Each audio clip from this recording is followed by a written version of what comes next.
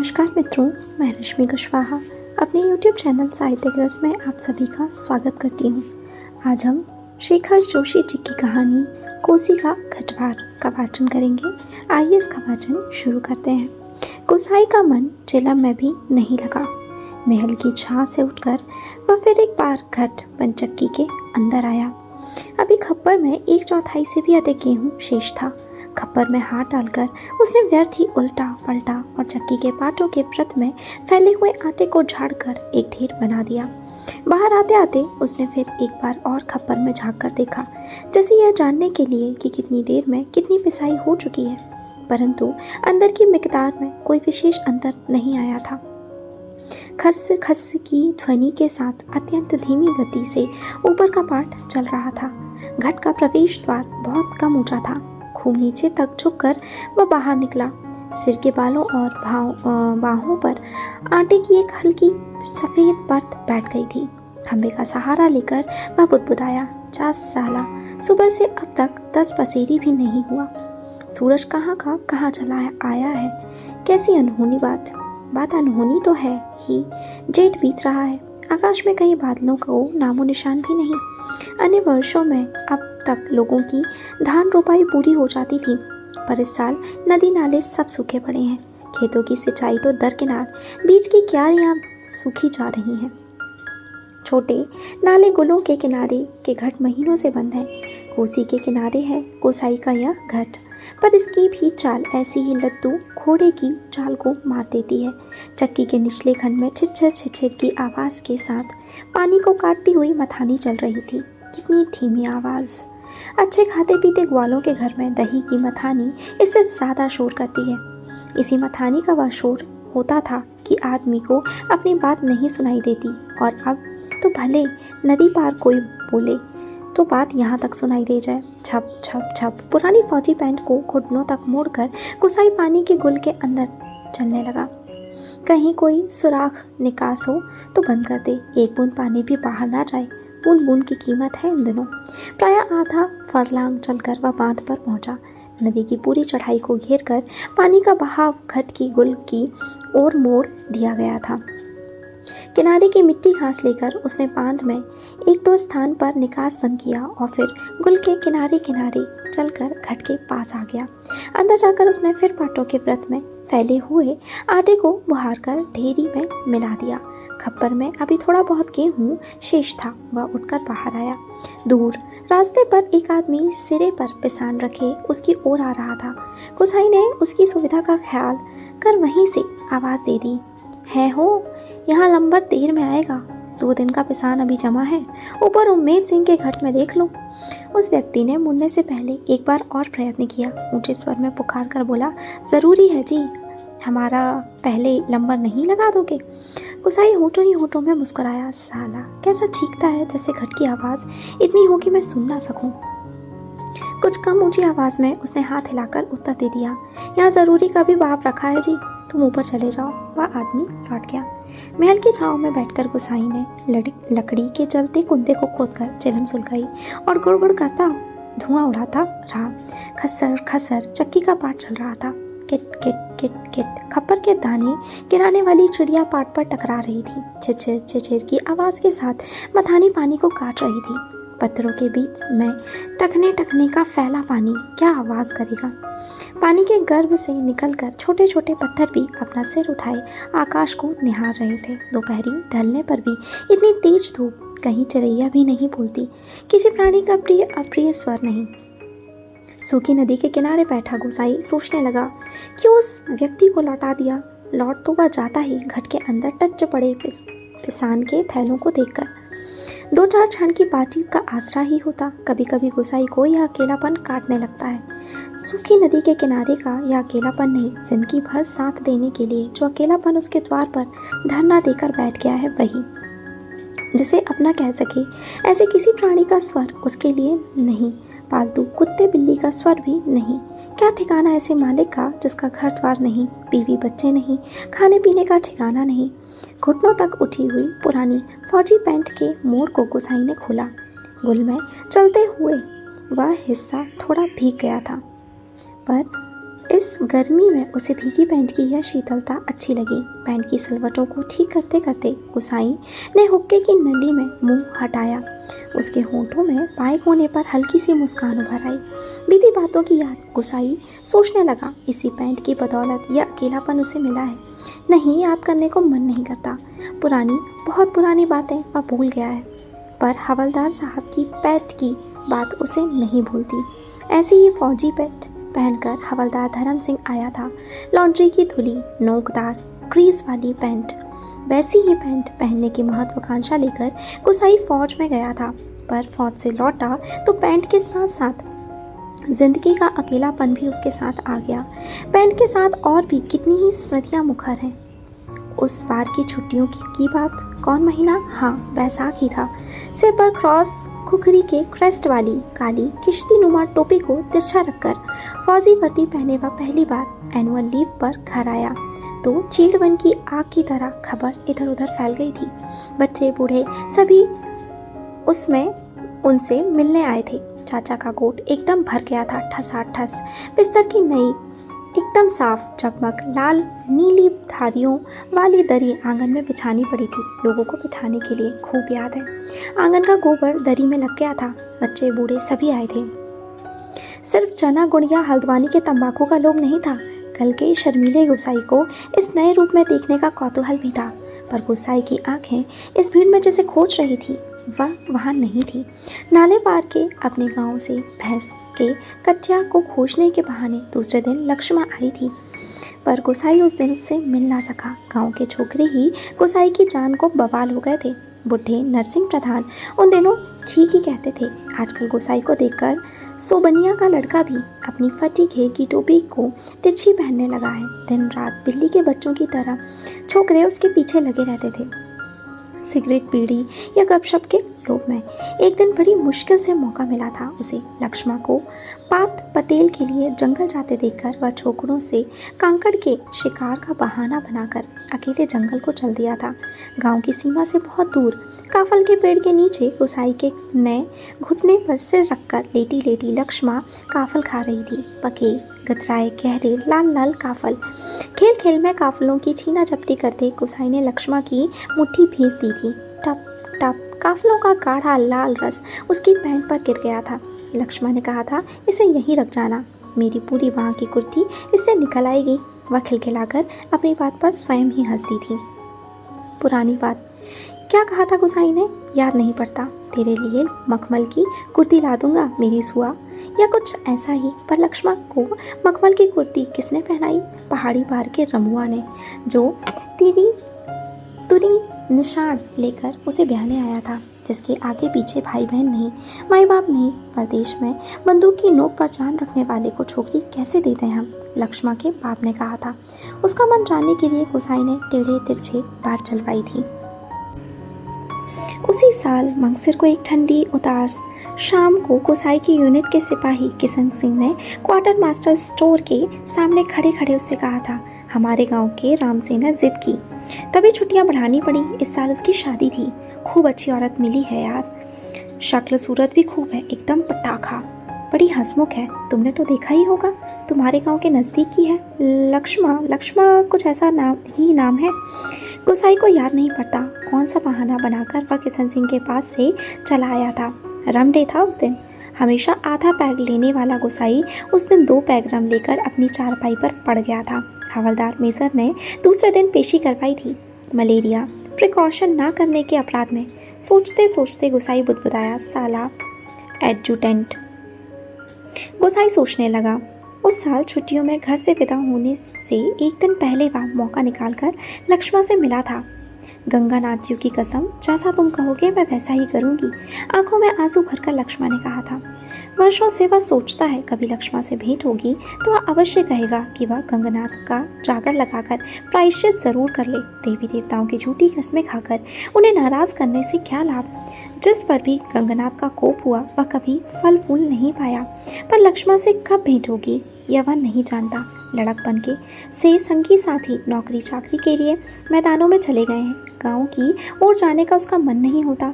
लक्ष्मा के बारे में किसी से पूछना उसे अच्छा नहीं लगता। जितने दिन नौकरी रही वह पलटकर अपने गांव नहीं आया। एक स्टेशन से दूसरे स्टेशन का वॉलंटियरी ट्रांसफ़र लेने वालों की लिस्ट में नायक गोसाई का नाम ऊपर आता रहा लगातार 15 साल तक। पिछले बैसाख में ही वह गांव लौटा। 15 साल बाद रिजर्व में आने पर काले बालों को लेकर गया था, खिचड़ी बाल लेकर लौटा।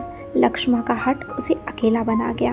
आज इस अकेलेपन में कोई होता जिसे गोसाई अपनी जिंदगी की किताब पढ़कर सुनाता। शब्द अक्षर कितना देखा, कितना सुना और कितना अनुभव किया है उसने। उस नदी के किनारे की यह तपती रेत, पंचक्की की खेटर और महल की छाया में ठंडी चेलम को निष्प्रयोजन गुड़गुड़ाना गोसाई, और चारों ओर अन्य कोई नहीं, एकदम निर्जन निस्तब्ध सुनसान। एकाएक गोसाई का ध्यान टूटा। सामने पहाड़ी के बीच की पगडंडी के सिर पर बोझ लिए एक नार आकृति उसी ओर चली आ रही थी। गोसाई ने सोचा यहीं से आवाज देकर उसे लौटा दे। कोसी के चिकने काई लगे पत्थरों पर कठिनाई से चलकर उसे वहां तक आकर केवल निराश लौट जाने को क्यों बाध्य करे। दूर से चिल्ला चिल्लाकर पिसान स्वीकार करवाने की लोगों की आदत के कारण वह तंग हो चुका था। इस कारण आवाज देने को उसका मन नहीं हुआ। वह आकृति अब तक पगडंडी छोड़कर नदी के मार्ग में आ पहुंची थी। चक्की की बदलती आवाज को पहचान कर गोसाई घट के अंदर चला गया। खप्पर का अनाज समाप्त हो चुका था।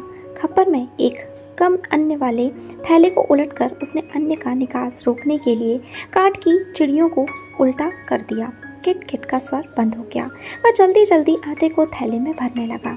घट के अंदर मथानी की खिचिर छिछिर की आवाज़ भी अपेक्षाकृत कम सुनाई दे रही थी। केवल चक्की के ऊपर वाले पाट की घिसटती हुई घघराहट का हल्का धीमा संगीत चल रहा था। तभी गोसाई ने सुना अपनी पीठ के पीछे घट के द्वार पर इस संगीत से भी मधुर एक नारी का कंठ स्वर, कब बारी आएगी? रात की रोटी के लिए भी घर में आटा नहीं है। सिर पर पिसान रखे एक स्त्री उससे यह पूछ रही थी। गोसाई को उसका स्वर परिचित सा लगा। चौंककर उसने पीछे मुड़कर देखा। कपड़े में पिसान ढीला बंधा होने के कारण बोझ का एक सिरा उसके मुख के आगे आ गया। गोसाई उसे ठीक से देख नहीं पाया, लेकिन तब भी उसका मन जैसे आशंकित हो उठा। अपनी शंका का समाधान करने के लिए वह बाहर आने को मुड़ा, लेकिन तभी फिर अंदर जाकर पिसान के थैलों को इधर उधर रखने लगा। काठ की चिड़ियाँ किटकिट बोल रही थीं और उसी गति के साथ गोसाई को अपने हृदय की धड़कन का आभास हो रहा था। घट के छोटे कमरे में चारों ओर पिसे हुए अन्न का चूर्ण फैल रहा था, जो अब तक गोसाई के पूरे शरीर पर छा गया था। इस कृत्रिम सफेदी के कारण वह वृद्ध सा दिखाई दे रहा था। स्त्री ने उसे नहीं पहचाना। उसने दोबारा वही शब्द दोहराए। अब वह भी तेज धूप में बोझा सिर पर रखे हुए गोसाई का उत्तर पाने को आतुर थी। शायद नकारात्मक उत्तर मिलने पर वह उल्टे पांव लौटकर किसी अन्य चक्की का सहारा लेती। दूसरी बार के प्रश्न को गोसाई ने ना टाल पाया। उत्तर देना ही पड़ा। यहाँ पहले ही टीला लगाए, देर तो होगी, उसने दबे दबे स्वर में कह दिया। स्त्री ने किसी प्रकार की अनुनय विनय नहीं की। शाम के आटे का प्रबंध करने के लिए वह दूसरी चक्की का सहारा लेने को लौट पड़ी। गोसाई कमर झुकाकर घर से बाहर निकला। मुड़ते समय स्त्री की एक झलक देखकर उसका संदेह विश्वास में बदल गया था। हताश सा वह कुछ क्षणों तक उसे जाते हुए देखता रहा और फिर अपने हाथों तथा सिर पर गिरे हुए आटे को झाड़कर वह एक दो कदम आगे बढ़ा। उसके अंदर की किसी अज्ञात शक्ति ने जैसे उसे वापस जाती हुई उस स्त्री को बुलाने को बाध्य कर दिया। आवाज़ देकर उसे बुला लेने को उसने मुंह खोला, परंतु आवाज़ न दे सका। एक झिझक, एक असमर्थना थी जो उसका मुंह बंद कर रही थी। वह स्त्री नदी तक पहुंच चुकी थी। गोसाई के अंतर में तीव्र उथल पुथल मच गई। इस बार आवेग इतना तीव्र था कि वह स्वयं को नहीं रोक पाया।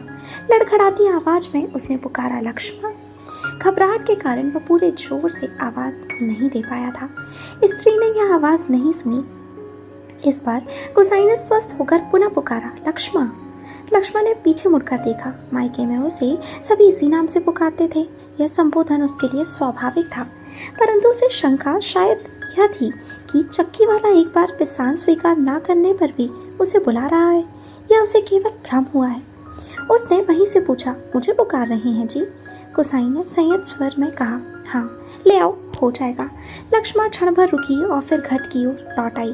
अचानक साक्षात्कार होने का मौका ना देने की इच्छा से गोसाई व्यस्तता का प्रदर्शन करता हुआ महल की छांव में चला गया। लक्ष्मा पिसान का थैला घट के अंदर रखाई। बाहर निकलकर उसने आंचल के कोर से मुंह पोंछा। तेज धूप में चलने के कारण उसका मुंह लाल हो गया था। किसी पेड़ की छाया में विश्राम करने की इच्छा से उसने इधर उधर देखा। महल के पेड़ की छाया को छोड़कर अन्य कोई बैठने लायक स्थान नहीं था। वह उसी ओर चलने लगी। गोसाई की उदारता के कारण ऋणी सी होकर ही जैसे उसने निकट आते आते देखा, तुम्हारे बाल बच्चे जीते रहें। घटवार जी, बड़ा उपकार का काम कर दिया तुमने। ऊपर के घट में भी ना जाने कितनी देर में नंबर लग। अजात संतति के प्रति दिए गए आशीर्वचनों को गोसाई ने मन ही मन विनोद के रूप में ग्रहण किया। इस कारण उसकी मानसिक उथल पुथल कुछ कम हो गई। लक्ष्मा उसकी ओर देखे इससे पूर्व ही उसने कहा, जीते रहें तेरे बाल बच्चे लक्ष्मा, मायके का भाई। गोसाई ने अंतर में घुमड़ती आंधी को रोककर यह प्रश्न इतने संयत स्वर में किया जैसे वह भी अन्य 10 आदमियों की तरह लक्ष्मा के लिए एक साधारण व्यक्ति हो। दाड़िम की छाया में पान पतेल झाड़कर बैठते लक्ष्मा ने शंकित दृष्टि से गोसाई की ओर देखा। कोसी की सूखी धार अचानक जल प्लावित होकर बहने लगी, तो भी लक्ष्मा को इतना आश्चर्य नहीं होता जितना अपने स्थान से केवल 4 कदम की दूरी पर गोसाई को इस रूप में देखने पर हुआ। विस्मय से आंखें फाड़कर वह उसे देखे जा रही थी, जैसे अब भी उसे विश्वास न हो रहा हो कि जो व्यक्ति उसके सम्मुख बैठा है वह उसका पूर्व परिचित गोसाई ही है। तुम जाने लक्ष्मा क्या कहना चाहती थी, शेष शब्द उसके कंठ में ही रह गए। हाँ, पिछले साल पलटन में लौट आया था। वक्त काटने के लिए यह घट लगवा लिया। गोसाई ने उसकी जिज्ञासा शांत करने के लिए कहा। होठों पर मुस्कान लाने की उसने असफल कोशिश की। कुछ क्षणों तक दोनों कुछ नहीं बोले। फिर गोसाई ने ही पूछा, बाल बच्चे ठीक है? आंखें जमीन पर टिकाए गर्दन हिलाकर संकेत से ही उसने बच्चों की कुशलता की सूचना दे दी। जमीन पर गिरे एक दाड़िम के फूल को हाथों में लेकर लक्ष्मा उसकी पंखुड़ियों को एक एक कर निरुद्देश्य तोड़ने लगी और गोसाई पतली सीख लेकर आग को कुदेरता रहा। बातों का क्रम बनाए रखने के लिए गोसाई ने पूछा, तू अभी और कितने दिन मायके में ठहरने वाली है? अब लक्ष्मा के लिए अपने को रोकना असंभव हो गया। टप टप टप वह सिर नीचा किए आंसू गिराने लगी। सिसकियों के साथ साथ उसके उठते गिरते कंधों को गोसाई देखता रहा। उसे यह नहीं सोच रहा था कि वह किन शब्दों में अपनी सहानुभूति प्रकट करे। इतनी देर बाद सहसा गोसाई का ध्यान लक्ष्मा के शरीर की ओर गया। उसके गले में काला चरेऊ सुहाग चिन्ह नहीं था। हतप्रभ सा गोसाई उसे देखता रहा। अपनी व्यावहारिक अज्ञानता पर उसे बेहद झंझलाहट हो रही थी। आज अचानक लक्ष्मा से भेंट हो जाने पर वह उन सब बातों को भूल गया जिन्हें वह कहना चाहता था, मात्र श्रोता बनकर रह जाना चाहता था। गोसाई की सहानुभूतिपूर्ण दृष्टि पाकर लक्ष्मा आंसू पोंछती हुई अपना दुखड़ा रोने लगी। जिसका भगवान नहीं होता उसका कोई नहीं होता। जेठ जेठानी से किसी तरह पिंड छुड़ाकर यहाँ माँ की बीमारी में आई थी। वह भी मुझे छोड़कर चली गई। एक अभागा मुझे रोने को रह गया है, उसी के लिए जीना पड़ रहा है, नहीं तो पेट पर पत्थर बांधकर कहीं डूब मरती, जंजाल करता। यहाँ काका काकी के साथ रह रही हो? गोसाई ने पूछा। मुश्किल पड़ने पर कोई किसी को नहीं होता जी। बाबा की जायदाद पर उनकी आंखें लगी हैं। सोचते हैं कहीं मैं हक ना जमा लूं। मैंने साफ साफ कह दिया, मुझे किसी का लेना देना नहीं है। जंगलात का लीसा ढो ढोकर अपनी गुजर कर लूंगी, किसी की आँख का कांटा बनकर नहीं रहूंगी। गोसाई ने किसी प्रकार की मौखिक संवेदना नहीं प्रकट की, केवल सहानुभूतिपूर्ण दृष्टि से उसे देखता भर रहा।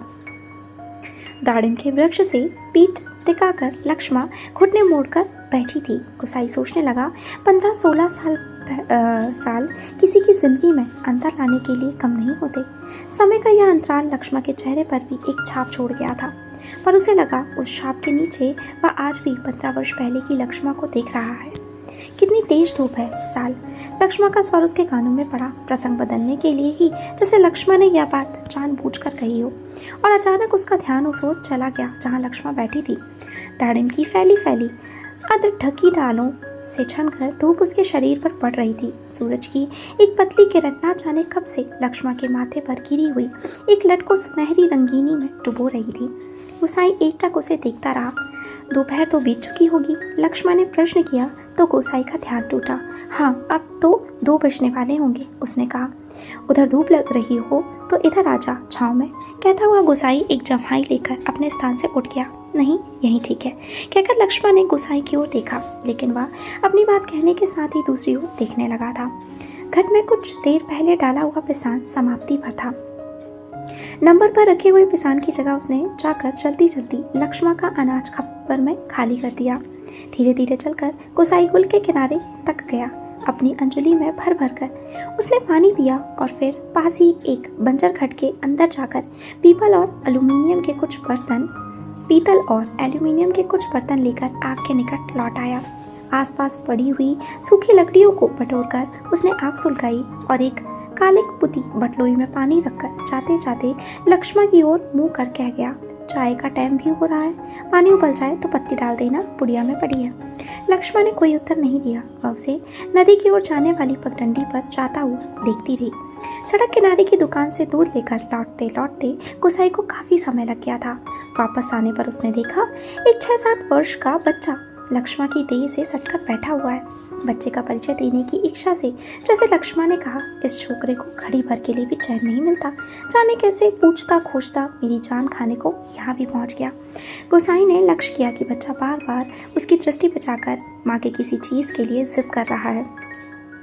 एक बार झुंझला कर लक्ष्मण ने उसे छिड़क दिया, चुप रह, अभी लौटकर घर जाएंगे, इतनी सी देर में मरा क्यों जा रहा है। चाय के पानी में दूध डालकर गोसाई फिर उसी बंजर खट में गया। एक थाली में आटा लेकर वह गुल के किनारे बैठा बैठा उसे गूंथने लगा। महल के पेड़ की ओर आते समय उसने साथ में 1-2 बर्तन और ले लिए। लक्ष्मण ने बटलोई में दूध चीनी डालकर चाय तैयार कर दी थी। एक गिलास, एक एल्यूमिनियम का मग और एक एल्यूमिनियम के मैस्टीन में गोसाई ने चाय डालकर आपस में बांट ली और पत्थरों से बने बेढंगे चूल्हे के पास बैठकर रोटियां बनाने का उपक्रम करने लगा। हाथ की चाय का गिलास जमीन पर टिकाकर लक्ष्मण उठी। आटे की थाली अपनी ओर खिसकाकर उसने स्वयं रोटी पका देने की इच्छा ऐसे स्वर में प्रकट की कि गोसाई ना कह सका। वह खड़ा खड़ा उसे रोटी पकाते हुए देखता रहा। गोल गोल डिबिया सरी की रोटियां चूल्हे में खिलने लगी। वर्षों बाद गोसाई ने ऐसी रोटियां देखी थी जो अनिश्चित आकार की फौजी लंगर की चपातियों या स्वयं उसके हाथ से बनी बेटोल रोटियों से एकदम भिन्न थी। आटे की लोई बनाते समय लक्ष्मण के छोटे छोटे हाथ बड़ी तेजी से घूम रहे थे। कलाई में पहने हुए चांदी के कड़े जब कभी आपस में टकरा जाते तो खन खन का अत्यंत मधुर स्वर निकलता। चक्की के पाट पर टकराने वाली कांट की चिड़ियों का स्वर कितना नीरस हो सकता है, यह गोसाई ने आज पहली बार अनुभव किया। किसी काम से वह बंजर घाट की ओर गया और बड़ी देर तक खाली बर्तन डिब्बों को उठाता रखता रहा। वह लौट कर आया तो लक्ष्मण रोटी बनाकर बर्तनों को समेट चुकी थी और अब आटे में से सने हाथों को धो रही थी। गोसाई ने बच्चे की ओर देखा। वह दोनों हाथों में चाय का मग थामे टकटकी लगाकर गोसाई को देखे जा रहा था। लक्ष्मण ने आग्रह के स्वर में कहा, चाय के साथ खानी हो तो खा लो, वे ठंडी हो जाएंगी। मैं तो अपने टाइम से ही खाऊंगा, या तो बच्चे के लिए। स्पष्ट कहने में उसे झिझक महसूस हो रही थी, जैसे बच्चे के संबंध में चिंतित होने की उसकी चेष्टा अनधिकार हो। नाना जी, वह तो अभी घर से खाकर ही आ रहा है, मैं रोटियां बनाकर रख आई थी। अत्यंत संकोच के साथ लक्ष्मण ने आपत्ति प्रकट कर दी। हाँ, यूं ही कहती है, कहाँ रखी थी रोटियां घर में? बच्चे ने रुआसी आवाज में वास्तविक स्थिति प्रकट कर दी। वह ध्यानपूर्वक अपनी माँ और इस अपरिचित व्यक्ति की बातें सुन रहा था और रोटियों को देखकर उसका संयम ढीला पड़ गया था। चुप, आंखें तरीर कर लक्ष्मण ने उसे डांट दिया। बच्चे के इस कथन से उसकी स्थिति हास्यपद हो गई थी। लज्जा से उसका मुंह आरक्त हो उठा। बच्चा है, भूख लग गई होगी, डांटने से क्या फायदा। गोसाई ने बच्चे का पक्ष लेकर 2 रोटियां उसकी ओर बढ़ा दी, परंतु माँ की अनुमति के बिना उन्हें स्वीकारने का साहस बच्चे को नहीं हो रहा था। वह ललचाई दृष्टि से कभी रोटियों की ओर कभी माँ की ओर देख लेता था। गोसाई के बार बार आग्रह करने पर भी बच्चा रोटियां लेने में संकोच करता रहा तो लक्ष्मण ने उसे झड़क दिया, मर, अब ले, क्यों नहीं लेता? जहाँ जाएगा वहीं अपने लक्षण दिखाएगा। इससे पहले कि बच्चा रोना शुरू करते, गोसाई ने रोटियों के ऊपर एक टुकड़ा गुड़ का रखकर बच्चे के हाथ में दिया। भरी भरी आंखों से इस अनोखे मित्र को देखकर बच्चा चुपचाप रोटी खाने लगा और गुसाई कौतुकपूर्ण दृष्टि से उसके हिलते हुए होठों को देखता रहा। इस छोटे से प्रसंग के कारण वातावरण में एक तनाव सा आ गया था, जिसे गुसाई और लक्ष्मण दोनों ही अनुभव कर रहे थे। स्वयं भी एक रोटी को चाय में डुबोकर खाते खाते गुसाई ने जैसे इस तनाव को कम करने की कोशिश में ही मुस्कुराकर कहा, लोग ठीक ही कहते हैं, औरत के हाथ की बनी रोटियों के स्वाद ही दूसरा होता है। लक्ष्मण ने करुण दृष्टि से उसकी ओर देखा। गुसाई हो होकर खोखली हंसी हंस रहा था। कुछ साग सब्जी होती तो बेचारा एक आध रोटी और खा लेता। गुसाई ने बच्चे की ओर देखकर अपनी विवशता प्रकट की। ऐसे ही खाने पीने वाले की तकदीर लेकर पैदा हुआ होता तो मेरे भाग क्यों पड़ता। 2 दिन से घर में तिल नमक नहीं है, आज थोड़े पैसे मिले हैं, आज ले जाऊंगी कुछ सौदा। हाथ से अपनी जेब टटोलते हुए गुसाई ने संकोचपूर्ण स्वर में कहा, लक्ष्मण। लक्ष्मण ने जिज्ञासा से उसकी ओर देखा। गुसाई ने जेब से एक नोट निकालकर उसकी ओर बढ़ाते हुए कहा, ले, काम चलाने के लिए रख ले, मेरे पास अभी और हैं। परसों दफ्तर से मनी ऑर्डर आया था। नहीं नहीं जी, काम तो चल ही रहा है, मैं इस मतलब से थोड़ी कह रही थी। यह तो बात चली तो मैंने कहा, कहकर लक्ष्मण ने सहायता लेने से इनकार कर दिया। गुसाई को लक्ष्मण का यह व्यवहार अच्छा नहीं लगा। रुखी आवाज में वह बोला, दुख तकलीफ के वक्त ही आदमी के काम नहीं आया तो बेकार है साला। कितना कमाया, कितना फूका हमने इस जिंदगी में, है कोई हिसाब? पर क्या फायदा, किसी के काम नहीं आया। इसमें एहसान की क्या बात है, पैसा तो मिट्टी है साला, किसी के काम नहीं आया तो मिट्टी, एकदम मिट्टी। परंतु गुसाई के इस तर्क के बावजूद भी लक्ष्मण अड़ी रही। बच्चे के सर पर हाथ फेरते हुए उसने दार्शनिक गंभीरता से कहा, गंगनाथ दाहिने रहें तो भले बुरे दिन निभ ही जाते हैं जी। पेट का क्या है, घट के खप्पर की तरह जितना डालो कम हो जाए।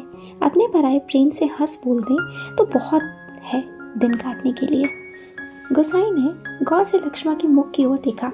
वर्षों पहले उठे हुए ज्वार और तूफान का वहाँ कोई चिन्ह शेष नहीं था।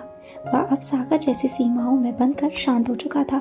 रुपया लेने के लिए लक्ष्मण से अधिक आग्रह करने का उसका साहस नहीं हुआ, पर गहरे असंतोष के कारण बुझा सा वह धीमी चाल से चलकर वहां से हट गया। सहसा उसकी चाल तेज हो गई और घट के अंदर जाकर उसने एक बार शंकित दृष्टि से बाहर की ओर देखा। लक्ष्मण उस ओर पीठ किए बैठी थी। उसने जल्दी जल्दी अपने निजी आटे के टीन से 2-2.5 सेर के करीब आटा निकालकर लक्ष्मण के आटे में मिला दिया और संतोष की एक सांस लेकर वहां चढ़ाता हुआ बाहर आकर बांध की ओर देखने लगा। ऊपर बांध पर किसी को घुसते हुए देखकर उसने हाँक दी। शायद खेत की सिंचाई के लिए कोई पानी ढूंढना चाहता था। बांध की ओर जाने से पहले वह एक बार लक्ष्मण के निकट आया। पिसान पिस जाने की सूचना उसे देकर वापस लौटते हुए फिर ठिठक कर खड़ा हो गया। मन की बात कहने में जैसे उसे झिड़क हो रही थी। अटक अटक कर वह बोला, लक्ष्मण। लक्ष्मण ने सिर उठाकर उसकी ओर देखा। गुसाई को चुपचाप अपनी ओर देखते हुए पाकर उसे संकोच हुआ। वह ना जाने क्या कहना चाहता था। इस बात की आशंका से उसके मुंह का रंग अचानक फीका होने लगा, पर गुसाई ने झिझकते हुए केवल इतना ही कहा, कभी 4 पैसे जुड़ जाए तो गंगनाथ का जाकर लगाकर भूल चूक की माफी मांग लेना। भूत परिवार वालों को देवी देवता के कोप से बचा रहना चाहिए। लक्ष्मण की बात सुनने के लिए वह नहीं रुका। पानी तोड़ने वाले खेतीहार से झगड़ा निपटाकर कुछ देर बाद लौटते हुए उसने देखा सामने वाले पहाड़ की पगडंडी पर सर पर आटा लिए लक्ष्मण अपने बच्चे के साथ धीरे धीरे चली जा रही थी। वह उन्हें पहाड़ी के मोड़ तक पहुंचने तक टकटकी बांधे देखता रहा। घट के अंदर काठ की चिड़िया अब भी किटकिट आवाज कर रही थी। चक्की का पाट खिसिर खिसिर चल रहा था और मथानी की पानी काटने की आवाज आ रही थी और कहीं कोई स्वर नहीं, सब सुनसान निस्तब्ध। धन्यवाद।